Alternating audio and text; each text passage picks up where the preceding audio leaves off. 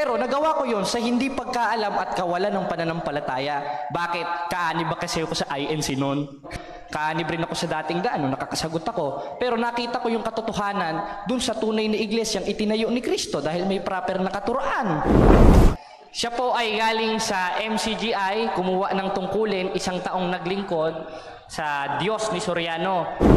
Ang mga apostol, hindi lang araw-araw, 2:46 ng gawa, kundi unang araw ng sanlinggo, nagpuputol-putol sila ng tinapay. At yon yung sacrament of Eucharist na dapat. Kaya nung itinakwil ako ng pamilya ko, alam nyo nung nangyari sa akin? Nakatira lang ako sa park. Na alam ko ang buhay kalsada, kasi galing ako dyan. Sa loob ng 2 taon, wala akong ibang higaan kundi plaza, park. Paggising ko sa umaga, hindi ko alam kung anong kakainin ko. Sinungalingan, pag palaging inulit-ulit ay magmukha talagang katotohanan para sa ating mga kapatid na kulang ang kaalaman. Ang pagkadaya ay maranasan sa iba't ibang paraan. Pero napakasakit pag madaya tayo sa pananampalataya. Dahil nanganib pati ang ating kaluluwa. Viva Cristo Rey! Pro Dio et Ecclesia. Bago natin simulan itong ating recollection para sa gabing ito, mas maganda na simulan natin ang ating gabi sa pamamagitan ng isang panalangin. May I invite dito po sa ating harapan si Father Ben Arseno, ang ating parish priest, para po sa ating panimulang panalangin. Magsitayo po tayong lahat. Sa ngalan ng Ama at ng Anak at ng Espiritu Santo, Amen. Panginoon, pinupuri ka namin at pinapasalamatan sa araw na ito, kung saan igigunita namin ang Paschal Mystery ng iyong anak na si Jesus na nagligtas para sa amin dahil sa pagmamahal sa aming lahat. Hinihiling namin, Panginoon, ang iyong bendisyon at pagpapala sa recollection na ito upang ma-dispose namin ang aming sarili sa selebrasyon na ito. Bigyan mo kami ng iyong banal na Espiritu Santo at karunungan upang aming maunawaan at ma-appreciate ang ginawa ni Kristo sa aming buhay. Hinihiling namin ito, Panginoon, sa ngalan mo, kasama ng iyong banal na Espiritu Santo, magpasa walang hanggan. Amen. Yan. So, bago ang lahat, palakpakan muna natin ang Panginoon. Mas malakas! Yung pinakamalakas! Yan. So, maraming salamat muna ngayong gabi sa pag-attend niyo sa ating youth recollection. Magpapakilala muna ako sa inyo. Ang pangalan ko po ay si Kuya Chard. Again, anong pangalan ko?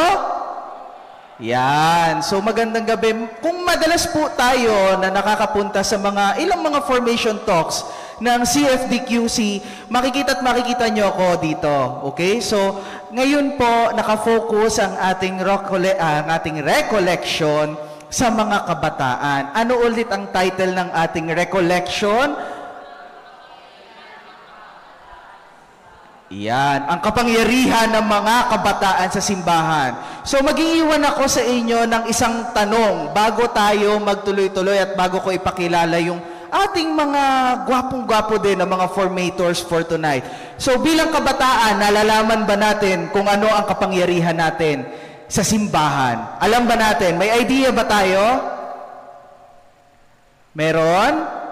Siguro sa ngayon wala. Pero hinahangad natin sa formation recollection natin ngayong gabi na makapagnilay-nilay tayo at makatulong din itong pagtitipon-tipon natin ngayon para makita din natin sa ating mga sarili and syempre makipag-usap din tayo kay Lord bilang kabataan, ano ba ang kapangyarihan ko sa simbahan? So ipakilala na natin ang ating buti na lang talaga pinaunlakan tayo nitong ating mga formators for tonight. So ipakilala ko muna yung isa sa magsasalita. So dati siyang Katoliko. Isa siyang dating Catholic magmula nung ipanganak. Kaya lang, na-convert siya sa pagiging Iglesia ni Cristo magmula nung 2018 hanggang 2013. So imagine niyo ilang years yun, di ba? And then after that, na-convert ulit siya from Iglesia ni Cristo, napunta naman siya sa MCGI. Sino nakakaalam dito ng MCGI?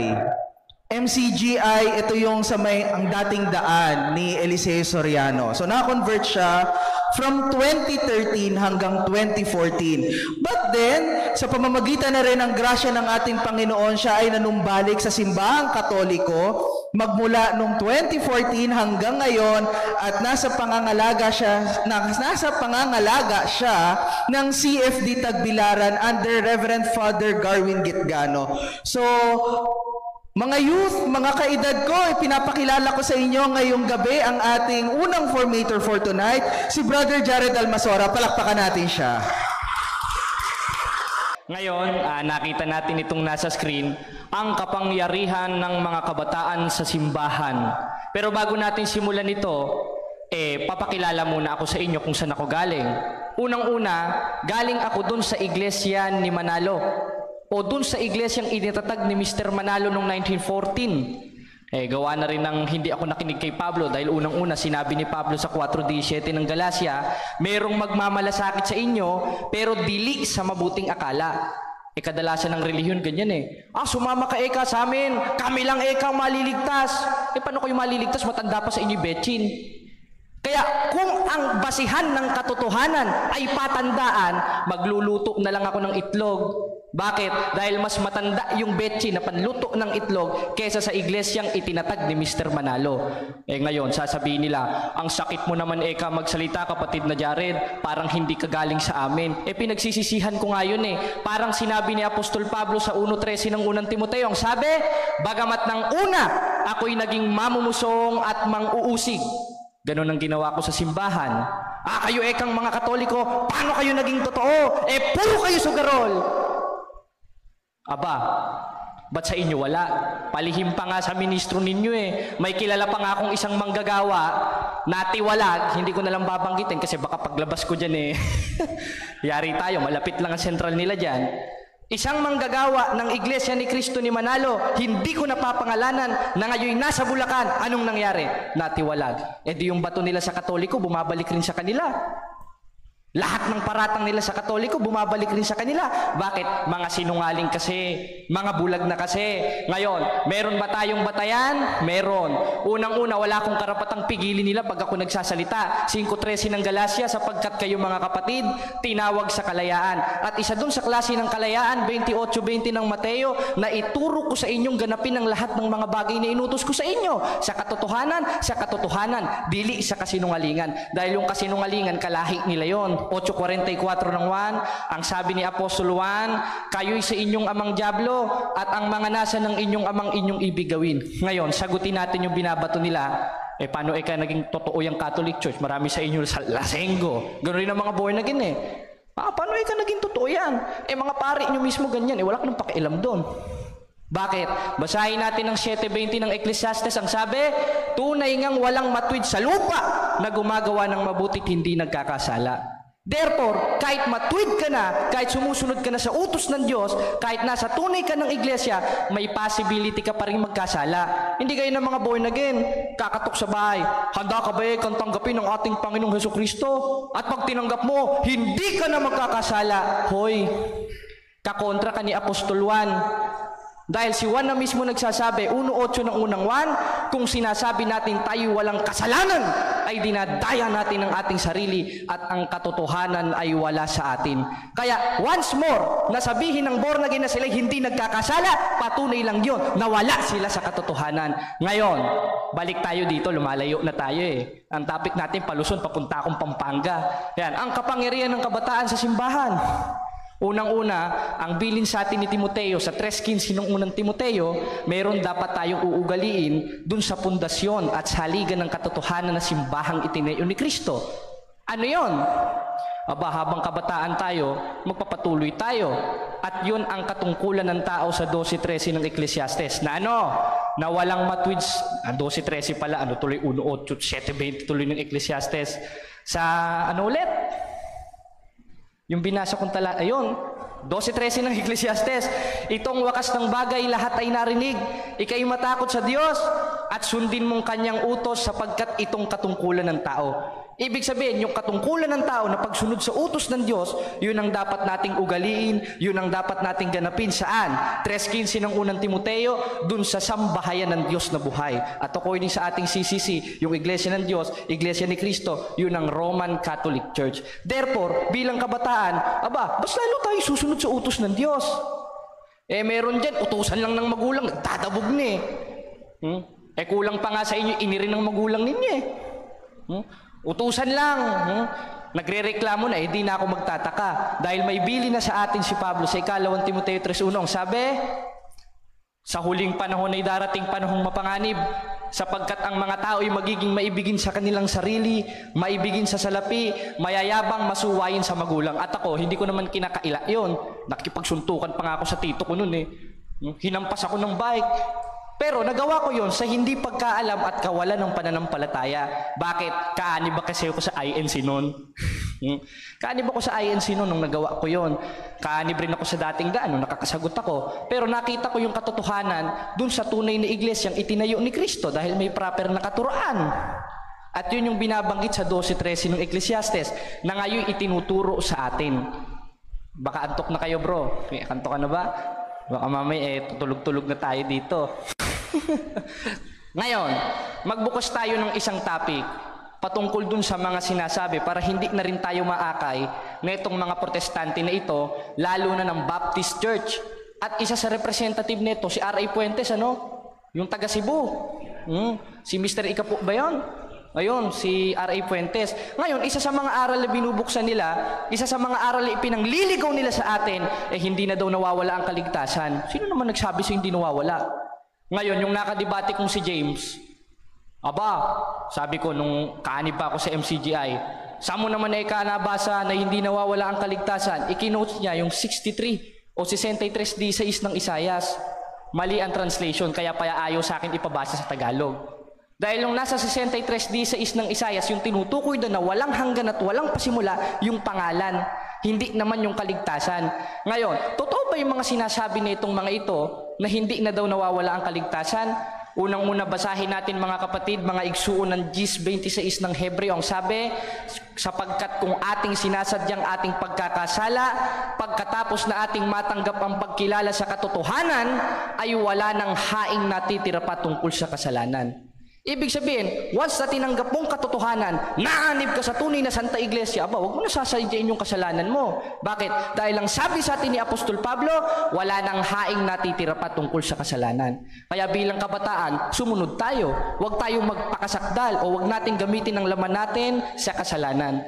Bakit? Dahil pag sinadya mo todas kang bata ka. Kumbaga, pag sinadya mo na, pagkatapos mong tanggapin yung katotohanan, mismong si Kristo lalayas sa'yo. Ngayon, sabi sa akin ni Mr. Puentes, sa mo naman napulot na dyaryo yan. Paano dyaryo? Isinulat ni Pablo yun. At wala pa naman dyaryo nun, Basahin natin sa 13:5 ng 2 Korinto. Sabi, siyasatin inyong sarili, lalo na kayo mga kabataan. Kung kayo'y nasa pananampalataya, subukin inyong sarili. Hindi ba ninyo nalalaman na si Jesucristo'y nasa inyo? Nasa atin si Kristo dahil itinatag tayo Maliban na nga kung kayo'y itinakwil na. Paano ka itatakwil? Sabi ni Pablo sa 10:26 ng Hebreo, kapag sinasadya mo na yung kasalanan mo. Kaya mga kapatid, ikina-clarify natin dito bilang isang kabataan, sumunod tayo. Hindi lang sa Diyos, kundi sa magulang dahil yan ay utos na dapat nating ugaliin. 3:15 ng unang Timoteo sa sambahayan ng Diyos. Palakpakan natin ang Panginoon, mga kapatid. Ngayon, totoo ba yung sinasabi nila? Kasi ang hinahanap nila, letra por letra. Kapatid na James, Ganyan sa mo naman nabasang naiwawala ang kaligtasan. Kung hanapan mo ko ng letra por letra, hanapan rin kitang letra por letra. Saan mababasa sa Biblia ang Pastor James? Saan mababasa sa Biblia ang R.A. Fuentes? Wala rin naman silang mabasa. Ibig sabihin pala, dili sila totoo. Hindi. Dahil ang katotohanan, hindi mababasa sa letra por letra. Dahil ang Biblia, may konteksto, may lohika. Katunayan, ang pangangasiwa ng mga apostol sa Bagong Tipan sa 3:6 ni Korinto, na kami naman na pinamaging sapat na ministro ng Bagong Tipan, hindi sa titik. Pag sinabing hindi sa titik, aba, hindi letra por letra yun. Ngayon, meron ba tayong mabasa? Meron ba tayong mapatunayan na ang kaligtasan ay naiwawala? Gaya ng mga sandata, o gaya ng sandata kasi yun, tawag ko dun, ikalawang Korinto 14 hanggang 5 na yung pakikipaglaban ng mga apostol, hindi laban sa laman. Dahil meron silang espiritual na sandata at yun ang salita ng Diyos. Dahil ang Biblia, 3:16 ng ikalawang Timoteo, ay mapagpakinabangan sa pagtuturo, sa pagsansala at pagsuway. Sa papaanong paraan? 1:13 ng Tito, kung sasawayin nating may kabagsikan. Ngayon, meron ba tayong mabasang talata na naiwawala ang kaligtasan? Meron. Doon na mismo sa mga binasa natin, sa 13:5 na ikalawang Korinto. Dahil unang-una, 2:13 ng Tito, basahin natin, nahintayin niya ang mapalad na pag-asa at pagpapakita ng kaluwalhatian ng ating dakilang Diyos at tagapagligtas. Sino yon? Si Jesucristo. Ngayon si Kristo ang tagapagligtas, si Kristo ang tagakaligtasan. At mayroong konteksto ito. Anong sabi ni Pablo sa 13:5 ng ikalawang Korinto? May possibility tayong itakwil. Paano? Kung hindi tayo susunod sa utos ng Diyos. Bakit? Kasi yung pagsunod sa utos ng Diyos, mabuti ito. Dapat itong uguliin. At ito ang purpose natin. Kaya tayo nabuhay sa 12:13 ng Ecclesiastes, sundin ang utos ng Diyos. Yan ang purpose natin, lalo na tayong mga kabataan.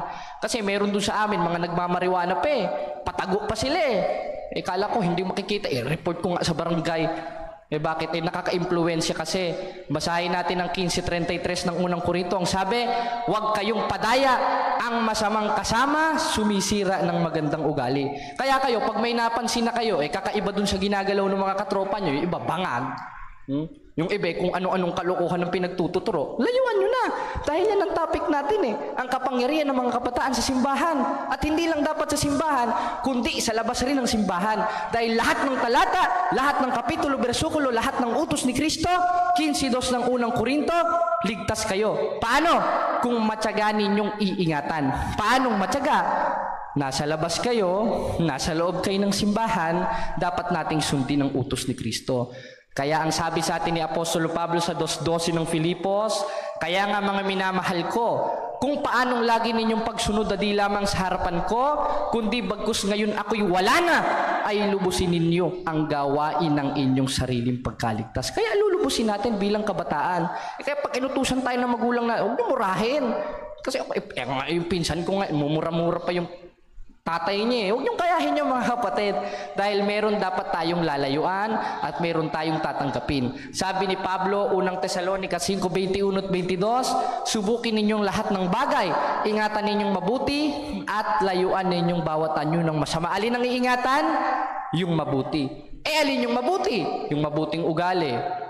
Yung mabuting pamumuhay, yung pagsunod sa utos ng Diyos, pagtanggap sa sakramento ng simbahan. Dahil sabi sa 12:13 ng Ecclesiastes, yun ang katungkulan ng tao, hindi naman alien. Dahil wala naman sa Biblia ang alien. Tao lang naman yun nandun. At yung katungkulan ng tao, yung pagsunod sa utos ng Diyos. Kaya tayo, bilang kabataan, meron tayong kapangyarihan na dapat gampanan sa simbahan at hindi lang sa simbahan, kundi sa atong mga tahanan. At yun ang pagsunod sa utos ng Diyos. Dahil si Pablo na mismo nagkla-clarify sa atin, 15:2 ng unang Korinto, 2:12 ng Filipos, lulubusin natin yung gawain ng ating sariling pagkaligtas. Kaya tayo, pag may magkakataon, isama natin yung mga born again, sama natin yung mga protestante. Hindi lang sila yung dapat magsama-sama sa atin. Isama rin natin sila. Dahil welcome naman sila sa simbahan Dahil ang Diyos natin, sa Diyos nila, Diyos nila malupit. Ang wala ka sa aming iglesia, lulutong ang gulugod sa impyerno. Ang lupit ng Diyos mo kaysa sa Diyos ng Biblia. Dahil ang Diyos ng Biblia, 5:13 ng unang Korinto, datapot sa mga nasa labas Diyos ang humahatol. Sa papaanong paraan? Pag nakita ka ng Diyos, gumagawa ka naman ng mabuti, katanggap-tanggap ka sa Kanya, gaya nating mga kabataan. Nasa Gis 34:35 ng gawa, ang sabi, at binuka ni Pedro ang kanyang bibig at sinabi, tunay ngang natatalastas ko na hindi nagtatangi ang Diyos ng mga tao, kundi bawat bansa siya na may takot sa Kanya at gumagawa ng Kanyang katwiran, ay katanggap-tanggap sa Kanya. Kaya pag sumunod tayo sa utos ng Diyos bilang mga kabataan, hindi na tayo magdabog-dabog sa ating mga magulang, hindi na natin murahin ng tito natin, makipagsuntukan sa ating tito-tita. Yun ang ikasasakdal ng ating pananampalataya na dapat uugaliin sa tunay na iglesia sa 3:15 ng unang Timoteo. Palakpakan natin ang Panginoon, mga kapatid. Baka antok na kayo. Antok pa ba kayo? Yung susunod sa akin, gwapo ito talagang wala talaga akong cherry picking lang tayo ngayon, mga kapatid. Dahil biglaan talaga, hindi tayo nakapag-review. Kaya ngayon, yun lang siguro, at itong susunod nating pagsasalitain, talagang batikan ito. Kasi ako, bagito lang naman ako Sino ba ako para magsalita, mga kapatid? Dahil unang-una, kaliit-liitan lang ako. Napakahina ko, kahit nasuntukin lang ako dyan sa labas, talsik talaga ako Pero patunay yon, nasa Diyos tayo. Kaya yung patunay na maliit tayo at mahirap tayo, 1:27 ng unang Korinto, patunay yon na pinili tayo ng Diyos. Basahin natin, sapagkat pinili ng Diyos ang kahirapan at kahinaan ng sanglibutan. Pinili tayo. Sino? Yung mga mahihina. Kaya tayo, mga kapatid, lalo na kayo mga kabataan, huwag na kayo pasagot-sagot. Ito, nasasagot-sagot ka ba sa magulang mo, bro? Hindi umayos kayo. Kaya ikaw, nagsasagot-sagot ka. Baka mamaya paglabas-labas nyo, makipagsuntukan kayo, huwag mo nyo gagawin yon. Dahil ang sabi ni Pablo sa 2 Korinto 14-5, ang ating pakikilaban, hindi laban sa laman. Kaya kung kayo makikipag-away, huwag yung suntukan. Kaya nga meron tayong katikisim, lapit kayo sa mga CFD, makipagdebate kayo, dahil yun ang utos sa atin ng ating Panginoong Kristo na pinasulat kay Pablo. Ang sabi sa 1:13 ng Tito, sawayin nating may kabagsikan upang magpakagaling sa pananampalataya. Sino? Yung mga binulag na kinatuparan ng 4:4 ng 2 Korinto at 24:24 ng Mateo ng mga bulaang propeta. At yung mga bulaang propeta na yon, hindi yung katulad ko, na ang bagsik magsalita, yung talagang prangka, talagang mabait, brother, sama ka na sa amin, may sandwich doon. Sama ka na sa amin, maganda ang youth sa amin, magaganda ang mga babae doon. Pupunta naman tayo mga Katoliko. Hindi ganon, mga kapatid. Dahil ang katotohanan, nasa 7:17 ng 1, makikilala natin sa turo. Wala nang ibang napakagandang turo kundi sa Iglesia Katolika. Katunayan, si Bro James nag-aaral pa rin hanggang ngayon yan. Sobrang lalim talagang matindi, mga kapatid. Talagang nasa atin talaga si Kristo, patunay yun. At inamin niya naman yon sa 28:20 ng Mateo na siya'y sumasa ating palagi. Ngayon, ano ba tayo? Ayan, ang kapangyarihan ng kabataan sa simbahan, sumunod sa utos ng Diyos, tumanggap ng Holy Sacrament. Pero bago yan, magkumpisal kayo. Bakit? 20:23 ng 1, sino mang inyong ipatawad ay ipatatawad din sa langit, at sino mang dili ninyo patawarin ay hindi patatawarin. Kaya kayo, bago ninyo i-receive yung Holy Eucharist o yung Sacrament of Eucharist, magkumpisal kayo, sabihin nyo sa pare yung mga ginawa nyong kagaspangan at huwag nyo nang ulitin. Dahil pag inulit nyo pa, gaya ng mga binasa kong talata na against sa one save, always save, todas talaga kayo. Hindi ako nananakot, sabi ng Biblia ito, todas talaga kayo. Basahin natin ang 1:18 ang sabi, mangag-ingat kayo sa inyong sarili upang wag ninyong iwala ang mga bagay na aming pinagpagalan. Kaya wag niyong iwawala dahil gift ng Diyos yan Alin? 15:2 ng unang Korinto, yung pagsunod sa utos ng Diyos at pagtanggap kay Kristo. Dahil ang nagtatakwil kay Kristo, 12:48 ng 1, ay nagtatakwil sa mga salita at sa utos ni Kristo. Kaya kayo, ito na, parang namumukaan ko ito no? Parang ikaw yung nakikita ko laging kayo ba? Okay lang ba kayo? Kaya mga bro, pag alam nyo ng masama, pag alam nyo ng hindi maganda yung, layuan nyo na. Hindi yung sinabi ko ang paniwalaan nyo, binasa kong talata sa unang Tesalonica 5:21-22 na nalayuan ninyo ang bawat anyo ng masama. Bakit? Nakakahawa. 15:33 ng unang Korinto, yung masamang kasama sumisira ng magandang ugali. Kaya tayo, sasama tayo dun sa magagandang ugali. Kagaya niya ni Bro James, ni Bro Jody, ni Bro Mago. Itong parang Koreanong kasama ko ngayon. Talagang mga Dito ka, Bro Jody. Ayaw mo? Pakilala sana kita Itong natin, talagang mistiso ito. Kaya nga hinayang na hinayang dito si Eli Soriano Ayan. Siya po ay galing sa MCGI, kumuha ng tungkulin, 1 taong naglingkod sa Diyos ni Soriano na sinasabi ni Apostol Pablo sa 4:8 ng Galacia na nang sa katutuboy hindi mga Diyos. Therefore, sa 1 taong paglilingkod niya na yon sa hindi tunay na Diyos, walang kabuluhan lang yung paglilingkod niya. Bakit? 7:7 ng Marcos, nakikinig siya sa utos ng tao, dili sa utos ng tunay na Diyos. Dahil ang utos ng Diyos, 26:26 ng Mateo, yung pag-receive ng Eucharist dahil yun ang Holy Body of Christ. Wala sa MCGI niyan. Wala sa Iglesia ni Cristo niyan dahil sa Iglesia ni Cristo, Skyplex. Saan ba naman nakakita nyo yung Rebisco, gawin mong katawan ni Cristo? Napakabastos nyo naman sa katawan ni Cristo. At sinasabi rin ng Iglesia ni Cristo ni Manalo, yun daw ay symbolical. Paano naging symbolical? Wala naman sinabi si Cristo doon na ito'y symbolical. Ang sinabi niya sa 26:26 ng Mateo, ito ang aking katawan. Pag sinabing ito, yung subject of the sentence na katawan na tinutukoy niya, yung hawak niyang tinapay. Katunayan nung namatay si Cristo, ipinatuloy ng mga apostol bilang pagpapaalaala sa kanya at hindi mga Sabatista yon. Bakit? 27 ng Gawa, unang araw ng Sanglinggo yon. At yung unang araw ng Sanglinggo sa kalendaryo, linggo yon, dili Sabado. O patunayan mo ngayon yan kung nanonood ka, Chris Bacalares. At yung 3A Media, kaya nyo bang tutulan sa diskusyon nito? Na ang mga apostol, hindi lang araw-araw, 2:46 ng Gawa, kundi unang araw ng Sanglinggo, nagpuputol-putol sila ng tinapay. At yon yung Sacrament of Eucharist na dapat natin matanggap. Ngayon mga kapatid, sumigaw ako kasi may natutulog na dyan, oh. Baka magising naman eh. Oy. Gising kayo. Kaya God is good mga kapatid. All the time. All the time. Kaya nga meron akong kanta, narinig ko kay Padre. Alam nyo ba yon? Yung I'm here because you're here, because we are here, because God's here. I'm here because we are here. That's why we are here, because God's here. God is good all the time. Ayun, kuha nyo rin yung tono. O, paano nating sinabing God is good? Dahil ang Diyos lang naman ang nagtuturo ng mabuti sa atin at naghanda ng dapat nating lakaran. 2:10 ng Epeso ang sabi na tayo'y kanyang gawa na nilalang kay Kristo Jesus para sa mabubuting gawa. Kaya tayo bilang mga kabataan, wag na tayong sasama dun sa mga kung ano-anong mga pinaggagawa. Huwag na kayong sasama doon sa puro kalokohan. Dahil si Pablo na mismo nagsabi sa 15:33 ng unang Korinto na yung masamang kasama sumisira ng magandang ugali. Kaya yung gampanin natin o kapangyarihan natin bilang kabataan, sumunod sa utos ng Diyos, tumanggap ng mga sakramento ng simbahan, dahil yun ay mabuti at ikasasakdal ng pananampalataya. Basahin natin. Baka sabihin chismis-chismis lang yung nasa live. O basahin natin sa 2:22 ng Santiago. Nakikita mo ng pananampalatayang gumagawang kalakip ng kanyang mga gawa.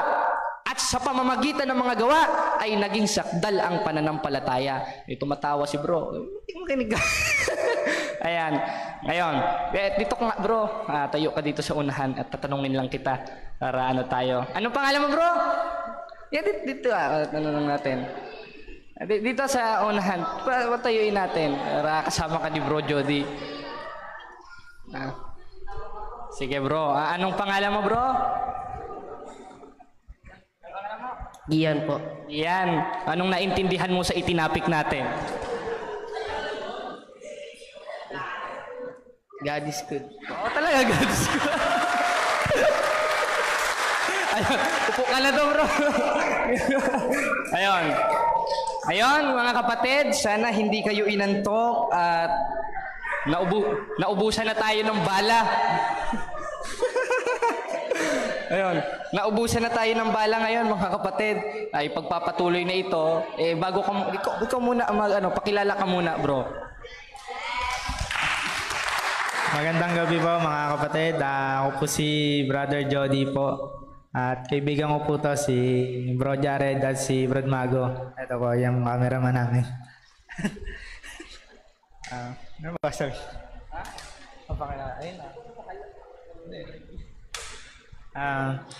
Galing po ako sa sekta ng Born Again ng 8 years at galing din po sa INC ng 1 year and a half. Tapos sa MCGA po, kung alam nyo po yon, yung dating daan. 1 year and mahigit din po kami doon. At galing rin po kami sa... ito si Brad Jared at si Brad Mago. Sama-sama po kami tatlo no na nagpapa-convert at mga naliwanagan. No? Kaya paalis-alis po kami. Tatlong sektang pinagmula namin eh. Pero awat tulong ng Diyos, ito, nandito na kami sa Catholic Church. Salamat sa Diyos. Ayan, palakpakan natin ng Panginoon. Dahil unti-unti, habang tumatagal ang panahon, nauubos na ang mga sekta. Katunayan, nandun yan sa census ba tawag doon? Ngayon, yung mga form, basta yun na yun, nauubos na sila. Dahil nalalaman nila ang katotohanan. Kayo rin, mga kapatid, huwag kayong aalis dun sa itinatag ni Kristong Iglesia. Dahil bukod na nasa atin si Kristo, nako, talagang tunay ito. Dahil ito ang liligtas ni Kristo. Dili naman sila. Basahin natin ang 5:23 ng Efeso. Sapagkat ang lalaki pangulo ng kanyang asawa, gaya naman ni Kristo na pangulo ng iglesia at siya ring tagapagligtas ng katawan. Kaya tayong ililigtas ni Kristo. Hindi yung may tusok-tusok dahil di naman katawan ni Kristo. Nakikita katawan ni Kristo may tusok. Hindi katawan ni Kristo yon. Ang tunay na katawan ni Kristo talagang banal yon. Banal, bukod sa banal, malinis, walang dungis at walang kasalanan. Dahil Diyos yun eh. Siya yung gumagawa. Basahin natin sa 2:13 ng Filipos, sapagkat siya'y gumagawa sa inyo, maging sa pagnanasa, ayon sa paggawa, ayon sa kanyang mabuting kalooban. At bukod na siya ang gumagawa, sabi sa 8:33 ng Roma, ang sabi ni Pablo, sino magsasakdal laban sa anumang hirang ng Diyos? Ang Diyos ang umaaring ganap. Na bukod siya'y gumagawa, siya rin ang umaaring ganap. Na para ariing tayong ganap, sundin natin o gawin natin ang atong kapangyarihan sa simbahan bilang kabataan. At yun ang pagsunod sa utos ng Diyos, hindi lang sa simbahan, kundi sa ating sambahayan. Amen, mga kapatid? God is good? Yun ang natutunan ni bro, yung patawat-tawa, yung God is good natin. Sige bro ha. Ayun, taga saan ka bro? Saan daw?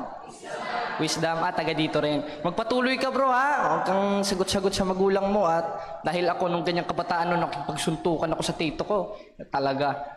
Pero ngayon, sa awa tulong ng Diyos, lalakad tayo sa kabanalan, lalakad tayo sa mabuting gawa. Dahil ang mabuting gawa, 2:22 ng Santiago, yun ang ikasasakdal ng pananampalataya. At sabi sa 2:10 ng Efeso, yun ang inihandang daan sa atin ng Diyos upang siya nating lakaran. Pag sinabing mabuting gawa, hindi pagdaan mo dyan banatan mo Hindi ganun mga kapatid.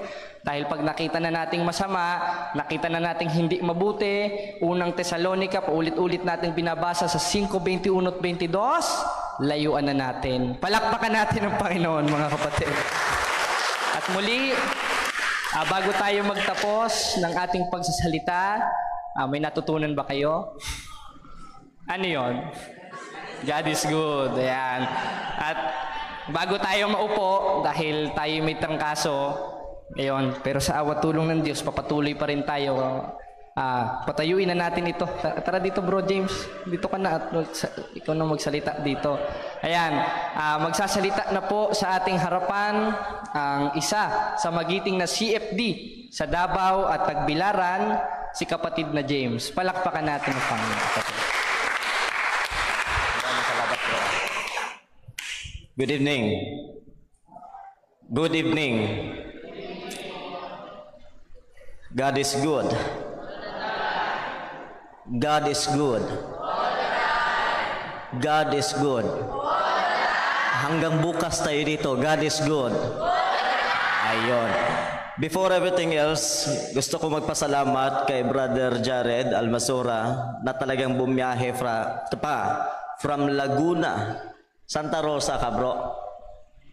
Binyan, Laguna. Nakasama na kanyang mga kasamahan ng mga dating protestante na ngayon bumalik na sa pananampalatayang Katoliko. I in myself, maiintindihan ko sila kasi dati din akong protestante. Kaya habang nakikinig ako, talagang ang saya at talagang thankful ka sa Panginoon kasi sa wakas sinagot na ang mga pagdarasal ko. Alam nyo ano yung pagdarasal ko mga kapatid? Lord, 10 taon na po ako sa CFD. Ngayon ay nakafocus na ako sa pag-aaral. gusto ko nang may kapalit, Lord. As much as possible, sana bata rin. Tagal ng panahon ko yung pinagdasal kasi 2 taon na rin ako hindi masyadong active sa ministry. At matapos ang 2 taon, ayon, sumulpot bigla ang isang bro Jared Almazora. Kaya papuri at kaluwalhatian sa ating Panginoon. Palakpakan natin, Panginoon. Bigla-bigla na lang ako nag-intro, hindi nga pa ako nagpapakilala eh. Actually, kung dito lang sa PMIC, sa inyo mga kabataan, ito po yung kauna-unahang pagkakataon kong makapagsalita sa inyo. Although matagal na ako under the Diocese of Cubao, pero nang sa ganun ay makapagpakilala ko sa inyo, gusto ko munang i-recognize yung ating mga kapatid, ang aking mga kasamaan sa Catholic Faith Defenders Quezon City Chapter. Ayan, kung sino yung mga ginto na mga damit, mayayaman yan mga kapatid.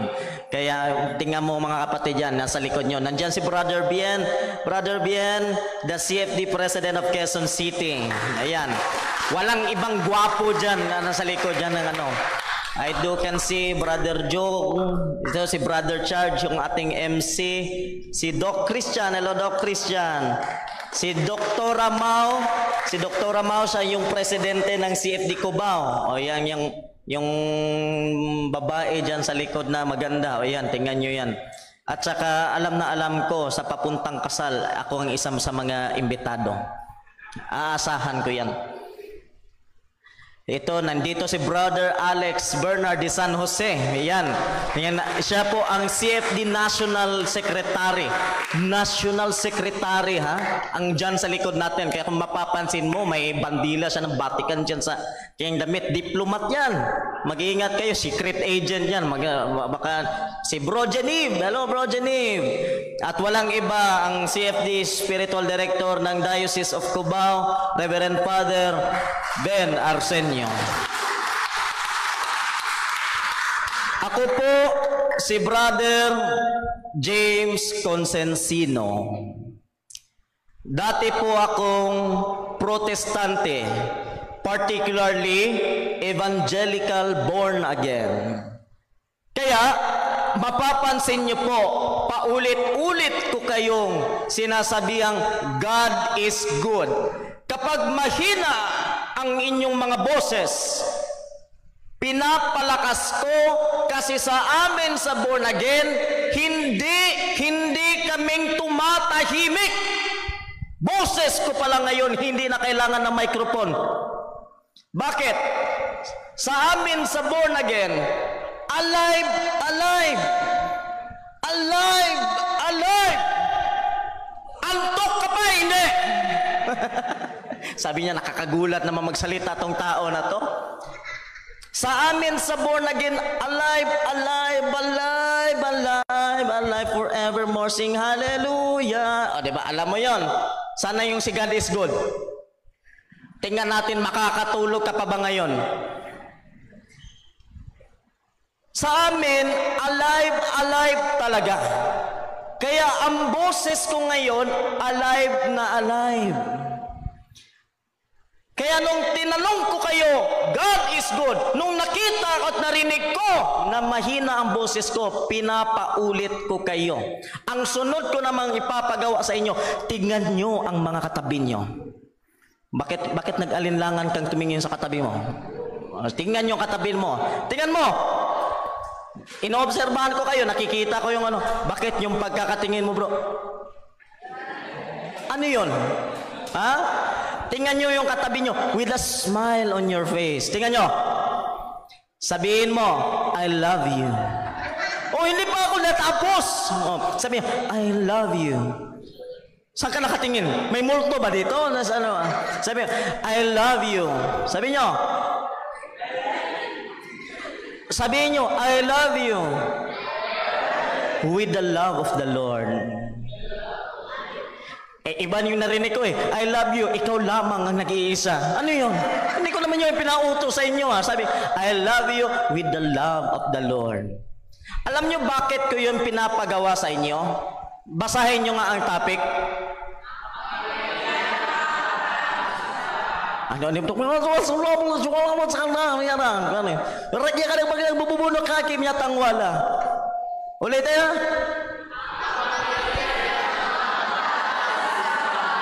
Ang kapangyarihan ng kabataan sa pag sinabi nating kapangyarihan, ano ang nasa isip nyo? Sabi, anong Power Ranger? Power! Pag sinabing power, ang doon yung impluensya, ang doon yung talento, ang doon yung kakayahan. Ngayon, tingnan nyo ulit ang katabi nyo. Pakitanong sa katabi nyo, ano ang kakayahan mo? O bakit tawa kayo ng tawa? Sabi niya, anong kakayahan mo bro? Magmukbang. Tanangin nyo, ano ang kakayahan nyo? Sino dito ang mga nagpa-practice ng sinakulo? O halos lahat nandito sa harap ko. Nakikita ko ang kakayahan nyo. Kung paano kayo nagpapakita ng inyong mga talento sa pag-acting. Nakikita ko kung paano nyo dinadamdam ang lahat ng mga ginagawa nyo para sa simbahan. Kaya't tanungin nyo ulit ang mga katabi nyo, ano ang kakayahan mo? O anong isasagot nyo? Sabi niya, magsinakulo, brad. Ha? Ano yun? Stop! Ano yun? Ano yun? Ha? Ano yun? Ha? Sali ka? Sino ako sasali? Saan ako sasali? Sa sinakulo? Late na. Wednesday na kayo magsimula. Pinapasali mo ako ng ura-urada eh. Dati mga kapatid, baka magtatanong kayo ilang taon na ako. Si Bro Jared, 18 years old yan. Tingnan nyo yung mukha ng 18. Ayan, gapong-gapo pa. Ako nung 18 pa ako, gwapo din ako ngayon. Noon. Pero ang problema lang, kinulam kasi ako. Kaya nangyayari ng gito, nung 23 na ako, naging ganito na mukha ko. No, 23 na ako ngayon eh. Nagsimula ako sa Catholic Faith Defenders noong 14 years old ako. Sinong 14 years old dito? Ayun. Hindi mo ba? Bro Chad, ang kapal na mukha. Hindi naman. Sinong pangalan mo kapatid? Si God is good ka naman siguro, no? Ikaw ba yung si God is good? Anong pangalan mo? Ian. Kian. Parang may naalala akong Kian, bro. Alex. No, kung mapapansin ko, 14 years old ako pong nagsimula na maging CFD. Sa edad ng yan. 14 anyos, masyado na akong maingay sa park. Sinong na ng mga nakapunta ng park? Saan kayo nakakapunta sa mundo? Taga Mars ka ba? Sino na nakapunta ng park? Yung iba dyan, saan kayo galing? Taga universe, saan ba kayong universe galing? Sinong mga nakakarinig na may nag-preaching sa park? Yung mga nagsasalita ng mga salita ng Diyos. Wala pa. Ikaw, ganun ang trabaho ko nung 14 anyos pa ako. Kaya sa edad niyan yan, gumagawa na ako ng mga bagay na nasa simbahan. Pero nung dati pa niyan, ako po'y isang protestante. Born again po ako dati. Ipinanganak akong born again. Kaya magtataka kayo, si Bro Jared, yung kanyang mga kasamahan, ako at ang iba, na mga dating hindi Katoliko, magtataka kayo, bakit ngayon naging Katoliko? Ako, hindi ako Katoliko. Hindi ako pinanganak na Katoliko, pero bakit kami naging Katoliko? Sapagkat lamang isang rason. Kung babasahin ninyo ang Biblia, Mateo, Kabanata 16, versikulo 18, ikaw ay si Pedro, at sa ibabaw ng batong ito, itatayo ko ang aking iglesia. At kahit ang kapangyarihan ng kamatayan ay hindi makakapanaig nito. Ano daw ang sinabi ni Kristo? Itatayo niya ang kanyang... Hindi iglesia ni Kristo, iba yun. No. Itatayo niya ang kanyang... Ano ba yung iglesia? Ang iglesia po ay galing sa Espanyol na lengguwahe na ibig sabihin ay simbahan. Si Jesus ay may tayo lamang ng isang. Ngayon, napatanong ako sa sarili ko, ano ba yung isang simbahan na itinayo ni Jesus? Dahil hindi natin alam kung ano ang nangyari dati, ano ang mga pamamaraan nating pag-aaral para babalik tayo sa nakaraan. Ha? Kasaysayan. Very good. Anong pangalan mo, kuya? Rizal? Kristan. Akala ko pa namang Rizal kasi talagang alam niya kasaysayan talaga eh. Sa pamamagitan ng kasaysayan, dahil hindi ko alam kung ano ang nangyari dati, kaya binasa ko ang kasaysayan. Nung binasa ko ang kasaysayan kung ano yung simbahan na itinayo ni Kristo, nakita ko na walang iba kundi ang simbahang Katoliko. International Encyclopedia, Volume 15, page 520. There are two equally valid definitions of the Catholic Church, both human and divine, sent to its founder, Jesus Christ. Na kung sa Tagalog pa, makikita natin ang dalawang ano yung Tagalog sa nature? Kalikasan, ang dalawang kalikasan ng ating Panginoon Hesus, ang ganung pagka-Diyos at pagkatao, ganun din ang kanyang iglesia na itinayo niya mismo. So kung mapapansin niyo mga kapatid, nagpapatunay na kahit sa kasaysayan, pinapatunayan na si Kristo ay may tayo ng isang iglesia at ang iglesia na yun ay walang iba ang simbahang Katoliko. Bakit kinakailangan nating nasa iglesia na tayo ng Diyos? Gawa, Kabanata 7, versikulo 48. Anong sinabi doon? Ang Diyos ay hindi naninirahan sa mga bahay na gawa lamang ng tao. Ano ba yung bahay na gawa lamang na tao? Ano ba yung bahay na tinutukoy doon?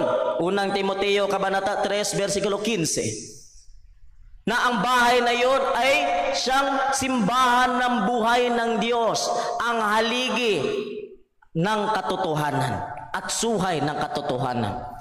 Kaya yung bahay pala na tinutukoy doon, ano yon? God is God. Ano yon? Simbahan. Ano pangalan mo, kuya? Kuya Red.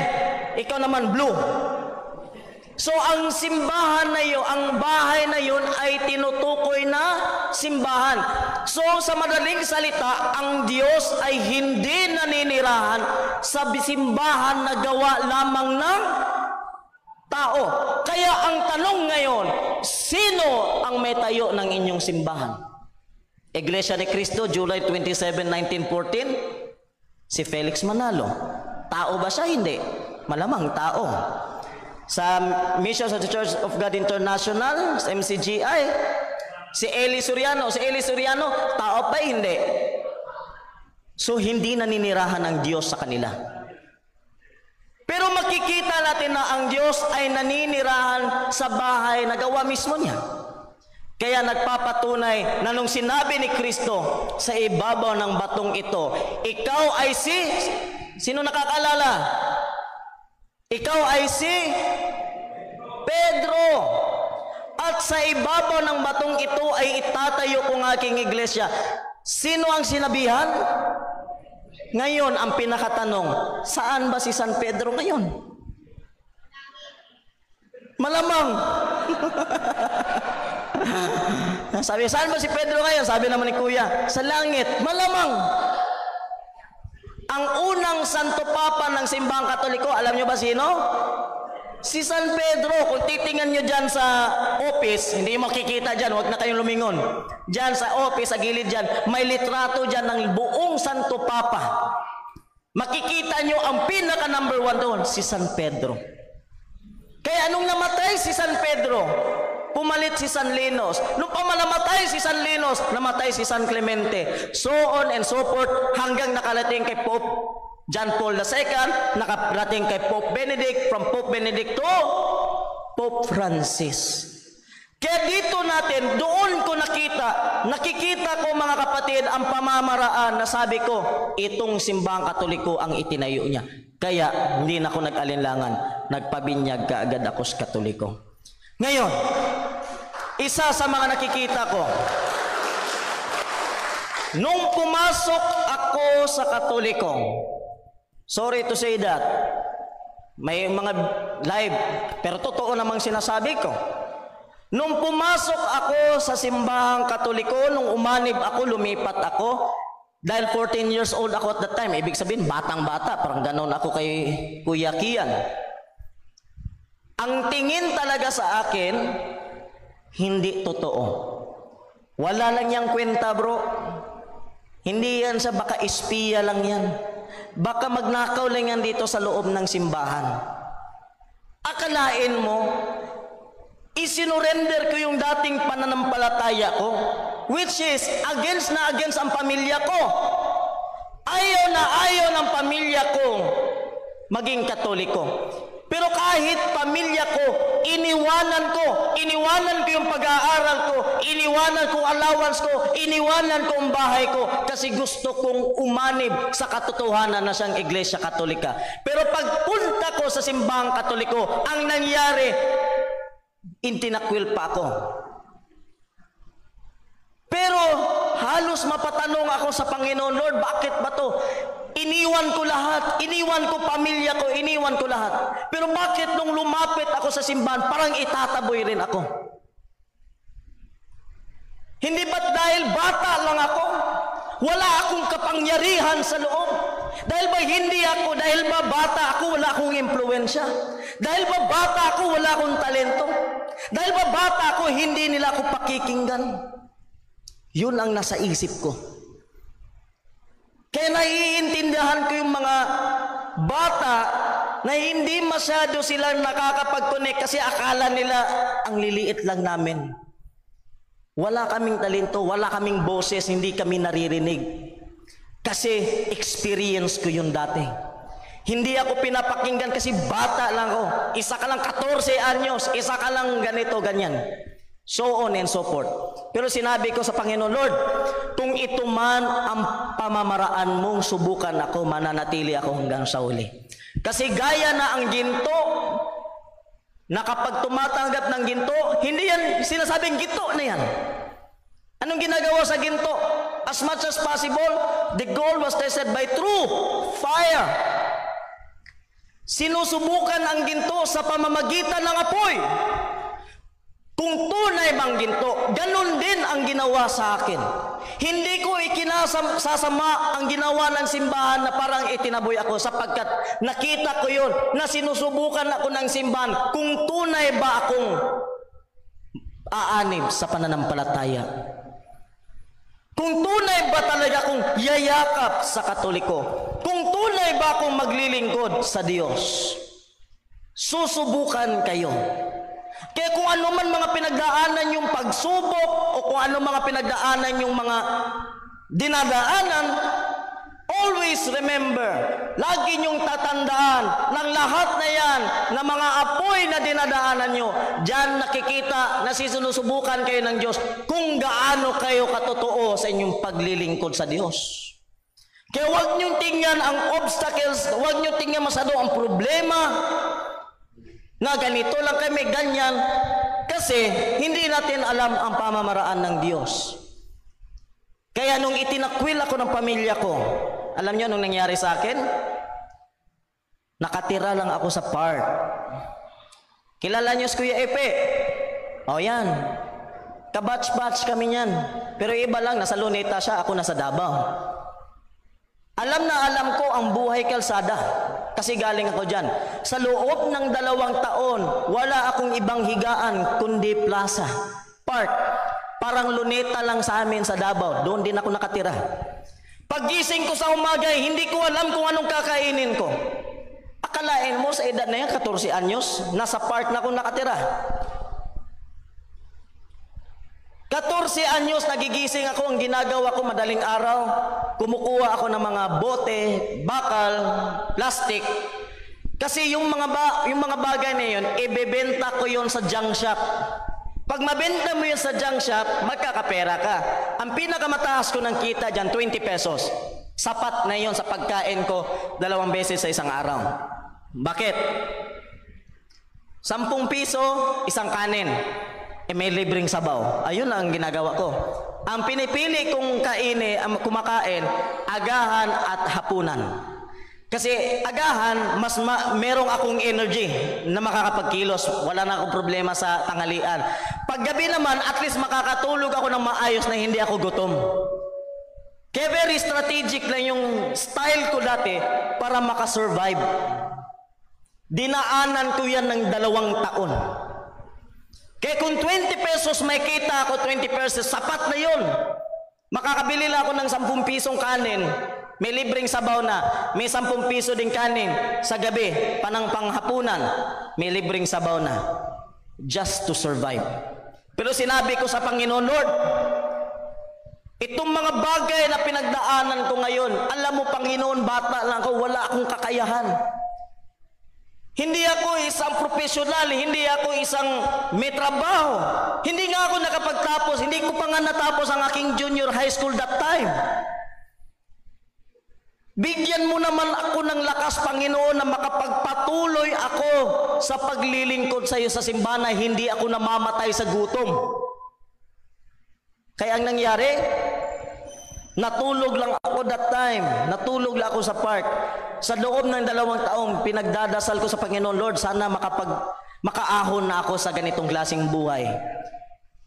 Pero kahit mahirap lang ako dati, nagsasalita ako ng salita ng Diyos sa park. Sinasabi ko doon, tinuturo ko pa rin doon ang pananampalatayang Katoliko. Hindi ko alam na may mga tao na palang nakakapansin sa akin. May mga tao na nakakapansin sa akin na sabi nila, ang galing-galing magsalita, pero ang dungis naman ng muka. Ano to? Modus operandi?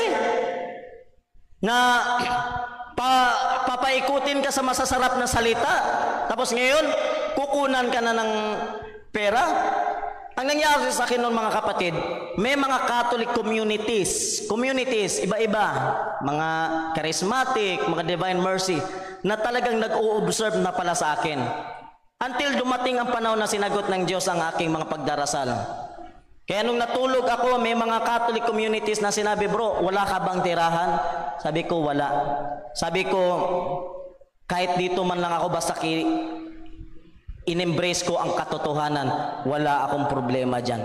Kaya nangyari, sabi nila, sige, doon ka muna tumuloy sa community. Kaya isa naman yon sa mga answered prayer ko. Sa loob ng 2 taon na nakatira lang ako sa plaza, kinupkup ako ng mga Catholic communities na siyang nakatulong sa akin ng kahit kaunti na pag-asenso, kaunti sa buhay na hindi ka na nakatulog sa sahig. Kung makikita nyo lang yung litrato ko, may litrato ako natutulog lang sa park. Ang payat-payat ko at itim-itim. Pero nanatili ako, kahit ganun yung aking sitwasyon, nanatili ako. Kaya nakikita ko, sabi, nag-usap kami, ano bang magandang topic para sa mga kabataan? Sabi ko, based sa aking experience, mostly, ako nung kabataan ko, akala ko wala lang ako. Nung kabataan ko, akala ko wala lang akong silbi. Akala ko nung kabataan ko, wala lang akong talento. Akala ko nung kabataan pa ako, akala ko bobo ako. Akala ko nung kabataan pa ako, wala akong kaugnayan sa kung ano man ang buhay. Pero hindi ko alam na yung sarili ko lang pala ang pinupush ko pababa. Hindi ko alam na meron pala sa aking sarili ang nakatago na isa lamang ang kailangan gawin. Buksan mo lang yung sarili mo. Gaya ng isang bulaklak, yung late bloomer. Napapansin ng iba, nakita nila yung harden, yung ibang mga bulaklak nagsibukahan na. Pero merong isang bulaklak na hindi pa bumuka, hindi pa nag-bloom. Kaya minsan, ang iba, tinatanggalan na nila ng interest. Ay, wala na yung kwenta yung bulaklak na yan. Ay, premature yan. Hindi yan, wala yan. Hindi yan bubuka na. Pero sometimes, hindi nyo alam na ang late bloomers, yun pa ang mas pinakamaganda kapag yan ay bumuka. Bakit? Meron kayong sapat ng panahon na hubugin ang inyong sarili. Kaya mapapansin nyo, tingnan nyo, natutulog lang ako sa plaza dati. Halos wala akong kain. Sinakripisyo ko ang lahat kahit pag-aaral ko. Ngayon pa lang ako nakakabalik sa pag-aaral. Ngayon pa ako napag-senior high. Tingnan mo, 23 na ako. Kasi nga, sinakripisyo ko lahat. Pero kung titingnan yung mga kapatid, sa lahat ng mga pinagdaanan ko dati, ngayon, minsan gagawing kusina na lang ang Manila. Palipad na lang from Davao to Manila, Manila to Bohol, Bohol to Cebu, kasi marami nang nag-i-invite. Doon ko nakikita na hindi pala panahon ko pa dati.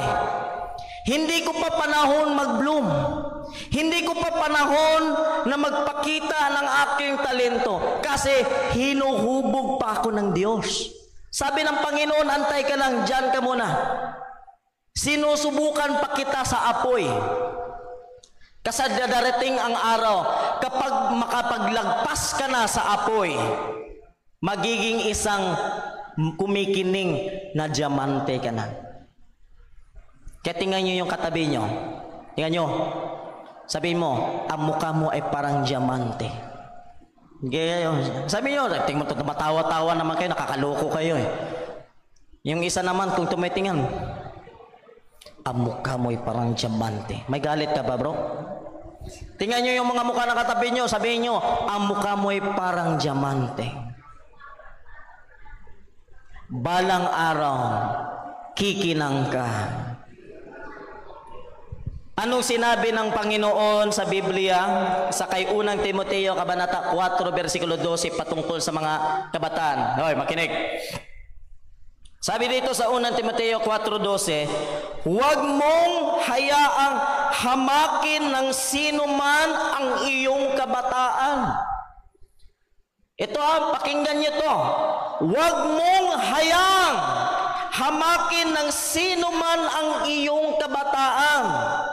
Sa halip, maging halimbawa ka sa mga mananampalataya sa salita, sa asal, sa pag-ibig, sa pananampalataya at sa kalinisan. Ano daw nga ang dapat gawin ng mga kabataan? Sa halip, maging halimbawa ka sa mga pananampalataya sa salita. Ano yun? Sa pananampalataya at sa salita. Kaya, dahil kayo'y mga kabataan, maging halimbawa kayo sa pamamagitan ng inyong pananampalataya. Isa yan. Anong pananampalataya nyo? Kayo'y isang bata. Isang Catholic. Ang inyong pananampalataya ay isang ngayon. Napapansin ko, sumasakay ako ng jeep sa Davao. Kapag dumadaan kami sa simbahan, nakikita ko yung mga kabataan. Imbis na maging halimbawa sa kanilang pananampalataya bilang isang kabataan, ikinakahiya ang pananampalataya. Bakit? Kapag dumadaan tayo sa simbahan, anong usually ginagawa natin? Oh, alam naman pala ninyo. Ang nangyayari, ang nakikita ko sa iba, dumadaan sa simbahan, ano yun? Naruto Shippuden? Magdadaan na. Ano mga ang tamang pagsa-sign of the cross? Ano in the name of the Father? O bakit nandito sa dibdib? In the name of the Father, the Son, and the Holy Spirit. Ang iba kinakahiya ang pananampalataya. Imbis na ipinapakita na ako'y isang Katoliko, hindi na nagiging halimbawa. Unang Korinto 1:18, yata kung hindi ako nagkakamali, na ang mensahe ng cross ay kaligtasan sa mga taong nakakaunawa. Pero sa mga taong mangmang, ito ay katangahan lamang. So, ibig sabihin mga kapatid, yung pagsa-sign of the cross, ito ay isang mensahe ng ating kaligtasan. This is one of the example of the Catholic faith. Kaya kapag kayo'y kabataan, maging halimbawa kayo sa pagpapakita ng inyong pananampalataya. Sa simpleng gawain, ipakita nyo na ako'y isang Katoliko. Pangalawa, anong sinabi dito? Sa mga salita. Ang problema sa ating mga kabataan ngayon, kung ano-ano ng mga ginagamit na salita. Minsan hindi na natin pinapakita kung paano tayo dapat magsalita sa kapwa. Ano ang mga salita na dapat nating gamitin. Ang nangyayari pa, ngayon, halos, hindi naman nilalahat ko, pero napapansin ko, ang bilis na lang magmura. Sa murang edad, ang bilis ng magmura. Natalo lang sa email, nga.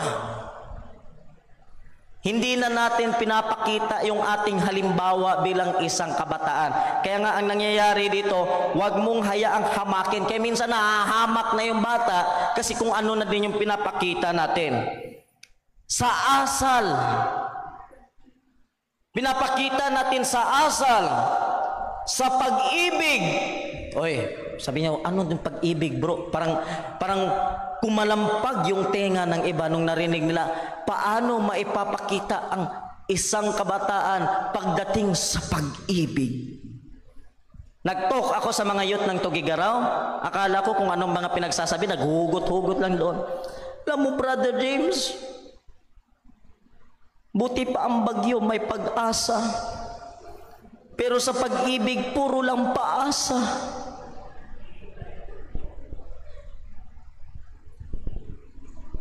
Sa pananampalataya at sa kalinisan. Kaya minsan sa ating mga kabataan, nalulungkot lang ako kasi nasa simbahan ako. And I am a person who is a very observant person. Masyado akong observant sa lahat ng mga pangyayari.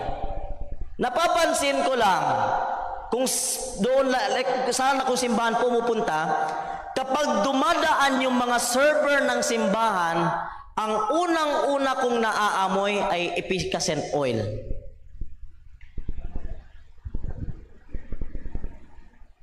Tawa na si sir doon sa likod. Oh. Sabi niya, parang relate ako ng mga efficacent oil na yun. Pagdaan ng mga server ng simbahan, ang una kong naaamoy, hindi bench, hindi pen shop na perfume. Ang una-una kong naaamoy, efficacent oil. Tapos naaawa ako kasi yung ibang mga kolektor, kapag nagdadala na ng box ng koleksyon, halos matutumba na sa sobrang bigat at hindi kakayanin ang kanilang buto. Isa lang ang ibig sabihin yan. Saan ang kabataan? Marami ngayon ang mga kabataan na hindi na masyado na-focus sa kung ano ang gawain sa simbahan. Mas focus sila sa secular na pamamaraan. And I am a living witness with that. Sa buong Pilipinas na inikot ko, yan na talaga ang observation ko. Pagdating sa kabataan sa simbahang Katoliko, napakahina. Kami sa born again, dati, nung born again pa ako, ay nako, konti lang yung 500 na mga bata na marirecruit ko. Kasagaran na mga nire-recruit namin, libu-libong mga kabataan. Kasi gumagawa kami ng mga programa sa born again kung paano kayo, ito yung mga pagmumukha nyo, paano ko kayo mapapalipat. At kung ako ay dating protestante pa at nakasalumuha ko kayo, sigurado. Lalo't na't may libreng snacks, may pagdating doon, alive pa, pagdating doon, sasalubungin ka. Kasi alam nyo ang technique namin. Kasi ako dati akong youth leader ng born again, alam nyo technique namin pag mag-recruit kami. Pag lalaki ang ma-recruit namin, ang sasalubong sa kanya sa pintuan, magandang babae. Brother, you are so welcome, brother. Ayan na. Tapos, tabi ka na dito sa akin, brother. Dito ka na lang umupo. Eh, yung lalaki naman na, ito na. Kaya nadadala namin. Kasi dinadaan namin sa pamaraan na kung ano ang dapat ng, kumbaga, clickbait. At kung babae naman ang aming ma-recruit, magwapong lalaki ang aming ipapaharap. Macho. Gano'n na. Sister, I love you with the love of the Lord. Tapos dito ka na, sister, sa tabi ko. Huwag kang mag-alala. Hindi ka bibitawan ng aking puso ng ating Panginoon. Eh, yung babae naman na gustong, Amen. Sabi din ng iba, Brother James, kasi sabi mo, kapag babae ang ma-recruit, magwapong lalaki ang pinapasalubong. At kung lalaki naman ang ma-recruit, magandang babae ang pinapasalubong. Sabi niya, ikaw hindi ka naman gwapo. Sabi ko, ako ang tagatulak papunta doon sa loob. Sige na, pumasok ka na. Ang tagal mo na eh. So dyan natin makikita ang mga iba't ibang pamamaraan namin. Ngayon, pagdating sa loob, ang ginagawa namin pagdating sa loob, inoopera namin ng masarap na pagkain. Masarap na snacks. Eh yung mga kabataan na mukhang snacks at talaga mapupunta doon. Punta tayo doon bro kasi ang sarap ng tinapay. At pagdating naman doon, pagkatapos na ng kainan, magsisimula natin, mag-praise and worship na. Ayun na, magsisimula na yung kaya nung in-invite ako, nung born again pa ako, in-invite ako sa kabilang simbahan, nabigla ako, sabi ko, simbahan ba to o concert? So sabi na, rock and roll, Jesus Christ. So sabi ko, ano ba itong mga pinagagawa ng mga tao na to? Tapos ang katarungan nila, long hair daw si Jesus. Ngayon ginagawa ko, sabi ko, pagdating na doon, praise and worship na, ang sasaya na ng mga bata, talon sila ng talon, sayaw ng sayaw sila. One way, Jesus, you're the only one that I could live for. Diba? Ganda-ganda. Tapos, yung iba naman, patalon-talon, biro-biro lang ng talon-talon, kasi nandito naman pala yung babae, at least makatabi, yes, Lord. Jesus, alam po ng mga teknik nyo. Sabi ko, huwag nyo na ikuhan, kasi matagal na ako sa larangan ng simbahan pag gayang klase. Ngayon, pagdating naman na, pagkatapos na ng enjoy, pagkakantahin na kayo ng mga kantang nakakaiyak. Kaya yung pastor naman, ang galing magsalita, Lord, in the name of Jesus, hipuin niyo po ang mga puso ng mga kabataan, itong makasalanan na sila ay magsisi sa kanilang mga kasalanan. Tapos kakantahan ka ng mga kantang pangpaiyak. I will worship. Yung mga bataan, yung very emotional, umiyak, forgive me, Lord, from all of my sins. Ang nangyayari, kinabukasan, wala na, nagpabinyag na sa born again. Another recruit na namin yun. At yun ang isa sa mga ginagawa namin, emotional target. Tinatarget namin ang inyong emosyon para dahan-dahan kayong mapalapit sa pananampalatayang born again. Pangalawang taktika namin na kayo'y matarget namin sa pamamagitan ng doktrina, sa pamamagitan ng turo. Papatunayan ko ngayon kaagad, mag-born again kayo. Gusto nyo sampulan ko kayo? O sige, ganito. Tanggap nyo ba na ang Biblia ay salita ng Diyos? Tanggap o hindi? Okay. Ang salita ng Diyos, dahil tanggap nyo, ibig sabihin, hindi nagsisinungaling ang salita ng Diyos. Tama, mali? Oo. Ang sinabi sa Biblia, Juan Kabanata 3, versikulo 3, hindi ka makakapasok sa karyaan ng Diyos maliban kung ikaw'y ipapanganak muli. In English, unless a man be born again, he cannot enter into the kingdom of heaven. Ano daw ang gagawin para makapasok sa langit? Bakit kayo Katoliko? Yun na. Patay tayo dyan. Kaya yung mga batang Katoliko nalilito. Oo nga no. Hindi pala tama ang Katoliko. Kinakailangan pala natin mag-born again para makapasok tayo sa karya ng langit. Ano daw ang paraan para makapasok tayo sa karya ng langit? Ako ang pastor ninyo ha. Magtayo tayo ng simbahan ngayon. Bibinyagan ko. Sinong gusto mag-born again? Walang gustong pumunta sa langit? Sabi naman ng mga bata, Father, nalilito na kami ng speaker nyo. Ano ba talaga to siya? Katoliko to o protestante? Yan ang sisa sa mga ginagawa namin. Kaya nalilito yung mga bata. Kaya ang dahilan, dahil takot sila may impyerno kasi ayaw nilang, hindi sila makapasok sa langit, nagbo-born again. Hindi nila naiintindihan yung binabasa nila. Juan 3:3, except a man be born again, he cannot enter the kingdom of heaven. Hindi naman yung period. May karugtong yun. Basahin mo ng karugtong yung Biblia. Anong sinabi doon? Except a man be born of water and spirit, he cannot enter into the kingdom of heaven. Maliban na ang tao ay ipapanganak muli sa tubig at espiritu, hindi siya makakapasok sa langit. Ano pala yung born again? Yung ipapanganak ka sa tubig at espiritu. Ano yung tubig at espiritu? Saan nyo nakikita ang tubig sa simbahan? Isa sa mga sakramento, binyag.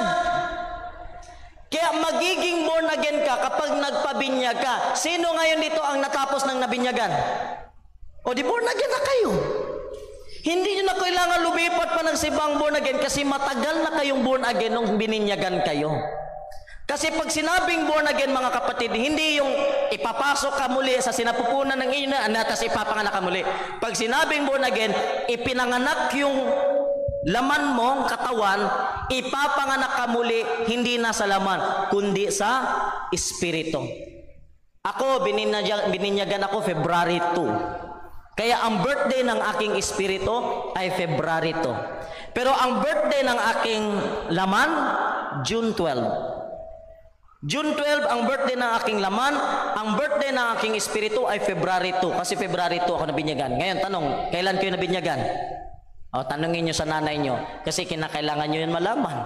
Para malaman nyo kung kailan ang birthday ng inyong kaluluwa. Yung inyong pag-anib sa pananampalataya. Ngayon, nakikita nyo, isa sa malaking hamon sa atin, mga kabataan, ang magpapatuloy sa gawain ng simbahan.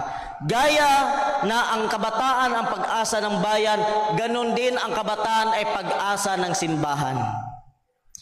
Kung wala kayong lahat, mahihirapang magpapatuloy ang simbahan. Kasi itong mga nakikita nyong servers ngayon, inyong mga nakikita nyong mga, ito si Father Ben, nakikita nyo si Father Ben, matanda na. Tingnan nyo. O yan. Bata pa, matanda na. Sabi niya, ayaw namin maparusahan, bro. Si Father Ben matanda na. Darating din ang araw na matatapos din ang kanyang paglilingkod sa simbahan. Sinong papalit?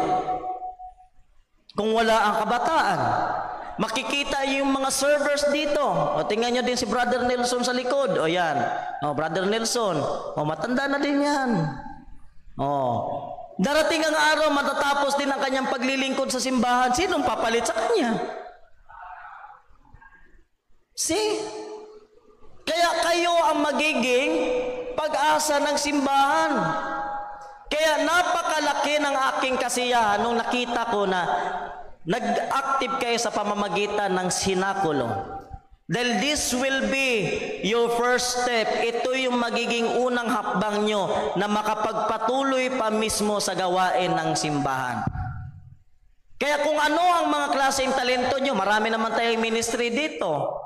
O, meron naman tayong ministry ng choir. Kung sinong maganda ng boses yan, huwag nyo naman ubusin sa karaoke.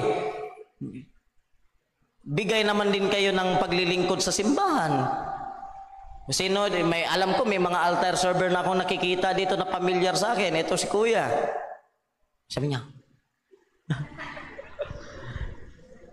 Meron sa iba sa inyo magaling sa teknolohiya. Meron tayong media. Maraming mga pamamaraan ang ating simbahan sa kung ano kayo nababagay.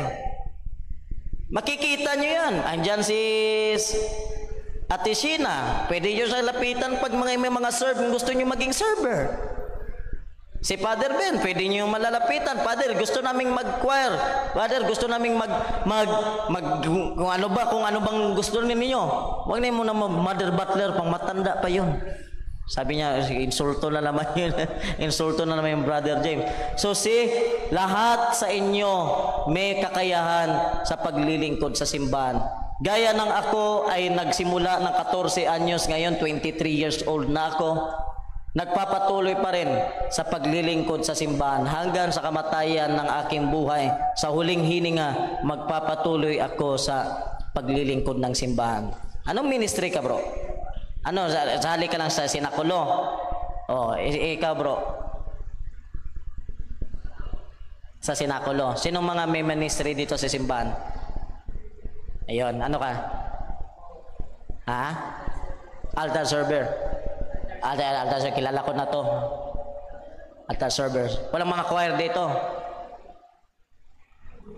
Ha? Bro Geneve, exempted ka doon. So, meron tayong mga pamamaraan na tayo makapaglingkod. Sana ay ating gamitin ang ating lakas. Kasi napapansin ko, dyan pa tayo tatanda, kung saan pa tayo tatanda, doon pa tayo nagiging active mag-serve.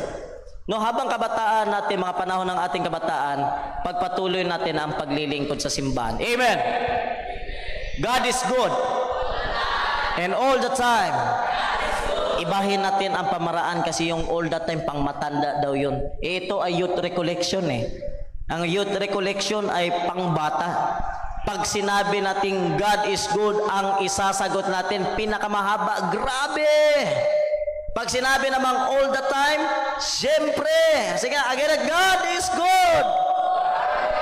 Grabe. Siyempre na God is good.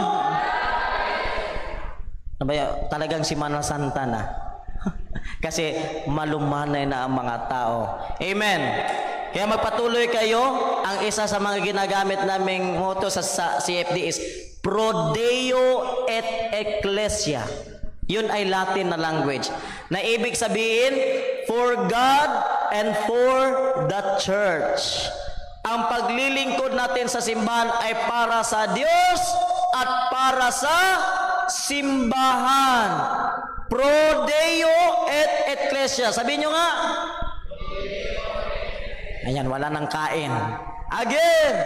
Pro Deo et for God. For God is good. Ano ba yun?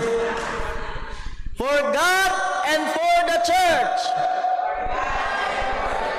Amen. Magandang gabi. Maraming salamat sa inyong lahat. Ibigay mo na natin sa...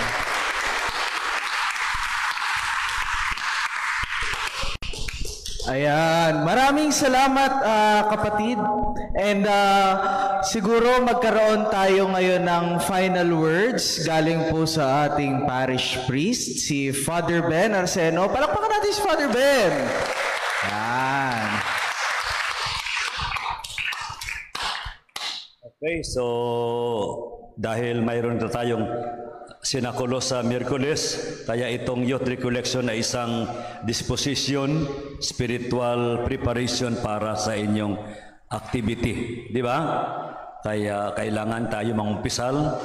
Umpisal tayo sa Martes kasi kayo ay magpe-perform ng sinakulo. Inaano nyo, sinasabuhay ninyo ang nangyari noong panahon ni Kristo. So, kung tayo ay nasa grasya, maganda ang kinalabasan ng ating sinakulo. Amen? Kaya tayo ay maghugas ng ating mga kasalanan. Okay? Hindi lamang tayo aarte-arte lang, wala naman sa grasya, pangpakita ng tao lang yon, di ba? Well, kailangan natin ay nasa kalooban natin ang ating ina-act. Amen? Okay. So maraming salamat sa inyong pagdalo at saka kay Brother Jared na taga Santa Rosa kasi ay ininibita ko siya dahil nagbabaka sakali lang naman kasi nandito yung mga CFD kaya pumayag naman siya. Kaya nandito siya sa atin. Kaya tayo ay mayroon din tayong binubuo na CFD sa ating parokya. Kaya every Saturday, mayroon tayong klase. Klase, Catholic, Lay, Apologetics. No? Kung gusto niyo magiging gaya nila, no? Maging gaya kay Jared. So, tuturuan kayo. Tuturuan kayo ng mga bersikulo, kapitulo. Okay? So yan, so kailangan natin mag-aral kasi maraming mga Katoliko na natatangay ng mga ibang sekta dahil sa walang laman ang ating utak. Hindi tayo nagsisimba, hindi tayo nagpapalalim, no? Hindi nagre-recollection kung mag-recollection. Okay? So yan, kaya marami tayong mga pagkukulang. Kaya dapat patuloy nating mag-aral. Tayo ay magsimba, umattend ng katekism every Sunday, alas 2 hanggang alas 4. Mayroon tayong katekismo upang ma-appreciate natin ang ating panampalataya. Brother Jarel, halika muna. Picture tayo. Picture. Okay? Maraming salamat. Tumayo tayo. Bago kayo umali, magpa-picture tayo. Sa ngalan ng Ama at ng Anak at ng Espiritu Santo. Amen. Panginoon, maraming salamat sa gabing ito na pagbigyan mo kami upang makarinig ng mga kabataan na hinipo mo, binago mo ang kanilang buhay at pinabalik mo sa simbahan. Maraming salamat sa biyaya na ipinagkaloob mo sa simbahan. Patuloy mo, Panginoon, na hipuin ang mga kabataan pa na naliligaw at natangay ng mga sekta, ng mga born again, Iglesia ni Cristo at iba pang mga simbahan, Panginoon. Hipuin mo sila, Panginoon, upang sila ay makabalik sa tunay na simbahan na tinatag mo. At ito ay simbahan na ng katotohanan, dasuhay ng katotohanan.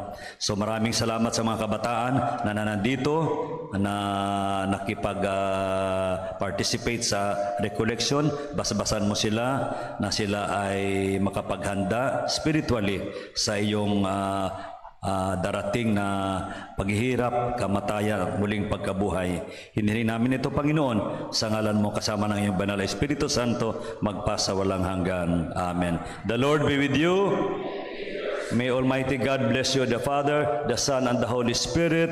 Amen. Mayroon ako ditong guide sa kumpisal. Pwede kayong kumuha ng tag-isa. Yung mga hindi pa marunong mangumpisal, ito ay gabay lang naman ito, no? Gabay sa pangungumpisal, okay? At saka yung mga apostoles, yung mga apostoles, sino ang apostoles? Okay, ito yung kopya natin, schedule. Itong schedule natin, schedule. Okay. So bukas, nandito tayo bukas. Yung apostoles, sino pa?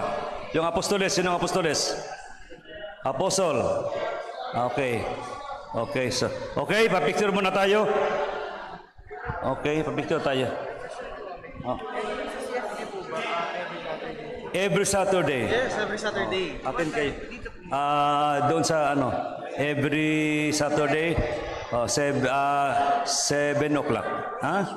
Wala, basta ikaw ay interesado ka. Interesado. Okay, picture muna tayo. Hindi, okay naman. Pwede naman. Teka, tulungan ka to, Father. Okay lang naman kahit kaya lang syempre, nalagay lang dito. Low. Check mic.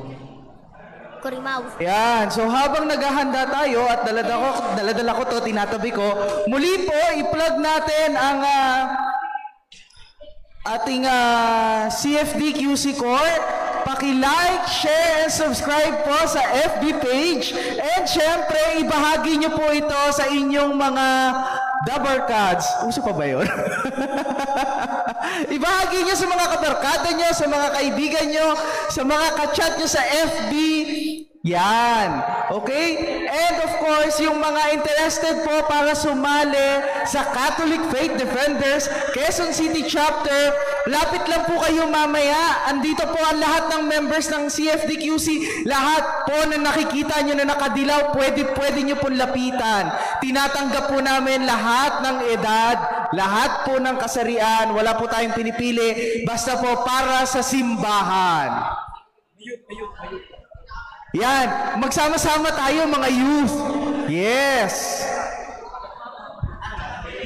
Yeah, magsama-sama tayong mga kabataan. Pakakabataan.